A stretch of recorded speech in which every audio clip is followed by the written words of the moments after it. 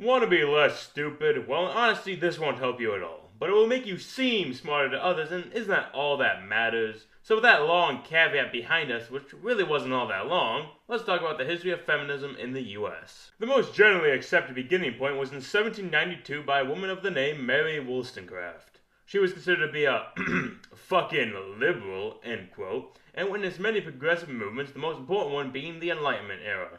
During this period, she wrote A Vindication of the Right of Women, which focused on household abuse towards women. It had little effect on America at the time, as those bitches need to be making sandwiches.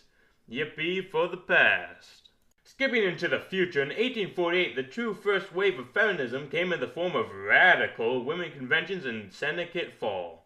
These conventions were inspired by anti-slavery conventions in London, and it was hypothesized that, hey, maybe us women are kind of treated like slaves, and I'll be okay with that. During this convention, the fact of slavery came up yet again, in a form of a question: should women's rights be held above black rights? This, of course, ignored black women as they were both black and female. That's gotta suck.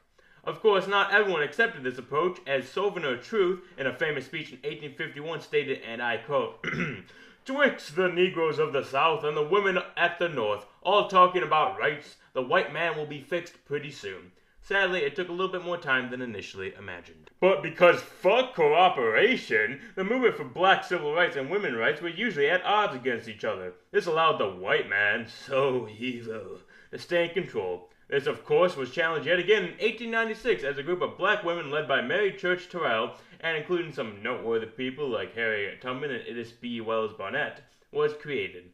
But the effects of this group, named the National Association for Colored Women, made little ground as the white feminist groups got more attention. Damn those white folks. As war isn't always terrible, in 1920 the 19th Amendment to the Constitution was passed. This gave women the right to vote. The occurrence of this was most likely due to World War I, as during this period many women were given jobs to make up for the lack of men. This of course reinvigorated the suffrage movement, and of course ended with the previously mentioned amendment.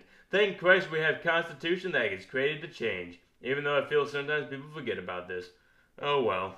But move over World War I as your more interesting cousin needs some attention. In 1942, the U.S. involvement in World War II increased, and this in turn led to the hiring of women across the nation. This was mainly done through the famous Rosie the Riveteer poster, which was used in future feminist movements. Even though voting rights were established, everything wasn't perfect yet, and this inspired Betty Friedan to take action. She decided to write a book entitled The Feminine Mystique, and mainly focused on sexism in the workplace. She later went on to co-found The Now, but of course she wasn't void of bigotry, as none of us are, and originally denied lesbians. This was later rectified. Later feminism started to butt heads with religious folks, those glorious God believers, on abortion. This painted the veil over feminism as just being a group of people only concerned with abortion, or as those religious folks call, murder, even though science proves it isn't. Sorry, I might be getting too political. Getting back to topic, in 1982 the Equal Rights Amendment was passed in order to prevent all sexism on federal... Oh shit, look at the time. Well, I guess I'm done for now, so please rate, subscribe, and also share with others. And of course, see you later and have a wonderful day. I feel like that send-off is too nice, but fuck it.